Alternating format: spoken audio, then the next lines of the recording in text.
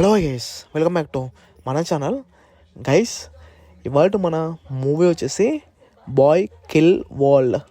Like ఈ movie basic స్టోరీలోకి వెళ్ళే ముందు దయచేసి ఎవరైతే మన ఛానల్ని ఫస్ట్ టైం చూస్తున్నారో ఇలాంటి genuine content, genuine movie reviews కోసం మన ఛానల్ని సబ్స్క్రైబ్ చేసుకోండి.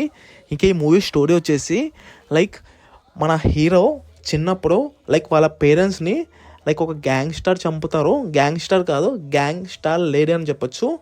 ఈ మూవీలో విలన్ వచ్చేసి లైక్ లేడీ అన్నమాట. లైక్ తను పేరెంట్స్ని మన విలన్ చంపేస్తారు. మరి చంపేసిన తర్వాత మన హీరో ఆ విలన్ పైన ఎలా పగ తీసుకుంటారు ఏంటి అనేది ఈ మూవీ స్టోరీ అనమాట. ఈ మూవీ స్టోరీ చూసుకుంటే లైక్ రొటీన్ అని చెప్పొచ్చు. లైక్ ఇలాంటి రివెంజ్ బ్యాక్డ్రాప్ స్టోరీస్ చాలా వచ్చాయి అన్నమాట మన తెలుగులో. నాట్ ఓన్లీ తెలుగు అండి, ఏ లాంగ్వేజ్లో చూసుకున్నా చాలా వరకు వచ్చాయి.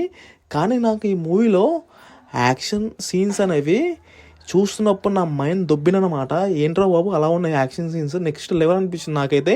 ఎస్పెషల్లీ క్లైమాక్స్లో వచ్చే సీన్స్ అనేది గూస్ బంప్స్ వచ్చాయన్నమాట. లైక్ ఇలా నా హ్యాండ్ పైన ఉన్న వెంట్రుకలు కొంచెం అలా లేసాయి అనమాట, అంతలా గూస్ బంప్స్ వచ్చాయి.